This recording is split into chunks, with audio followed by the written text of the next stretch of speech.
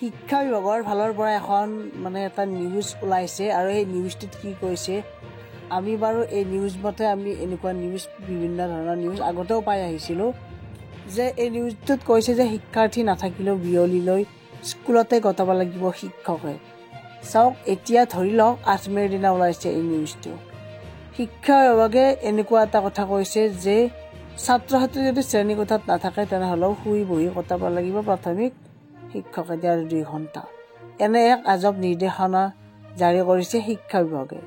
এতিয়া নতুন শিক্ষাবৰ্ষ আৰম্ভ হোৱাৰ পাছতেই সৰ্বশিক্ষা অভিযানৰ কৰ্তৃপক্ষই ৰাজ্যিক শিক্ষা গৱেষণা প্ৰশিক্ষণ কেন্দ্ৰ চমুকৈ SCRTৰ বাৰ্ষিক শৈক্ষিক কেলেণ্ডাৰৰ ভিত্তিত বিদ্যালয়ত শিক্ষকৰ উপস্থিতি তথা কৰ্ম সময় নিৰ্ধাৰণ কৰা হৈছে।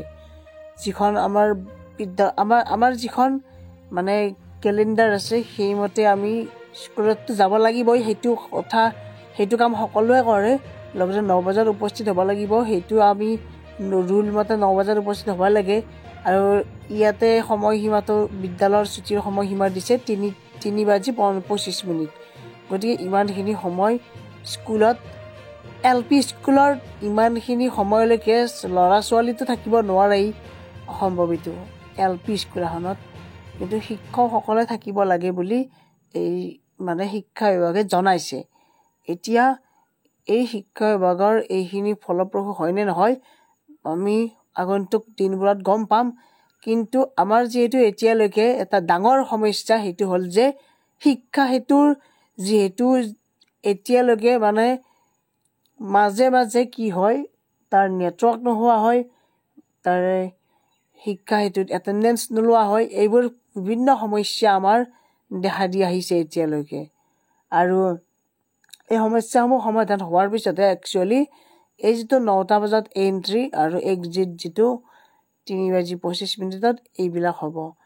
কাৰণ আমি নিজে ফেচ কৰি আহিছোঁ, আমি নিজৰ মোবাইলেৰে যেতিয়া দিওঁ তেতিয়া সিমান এটা প্ৰব্লেম নহয়, কিন্তু আমি যেতিয়া চৰকাৰে দিয়া টেবলেটটোৰে যেতিয়া আমি এটেণ্ডেঞ্চ ল'বলৈ যাওঁ সেই এটেণ্ডেঞ্চ ল'বলৈ যাওঁতে বহুতো সন্মুখীন হ'ব লগা হয়। কাৰণ কেতিয়াবালৈ এটেণ্ডেঞ্চ নহয়, শিক্ষাৰ্থীৰ গোটেই দিনটো আমি লাগি থাকিব লাগে। গতিকে প্ৰথমতে শিক্ষা সেতু এপছটো ভালদৰে ডেভেলপ কৰক, তাৰে পিছত আমি যিবোৰ নিয়ম নীতি আছে তেতিয়াহে ভালদৰে কৰিব পাৰিব। কাৰণ 9 বজাত উপস্থিত হোৱাটো সকলোৱে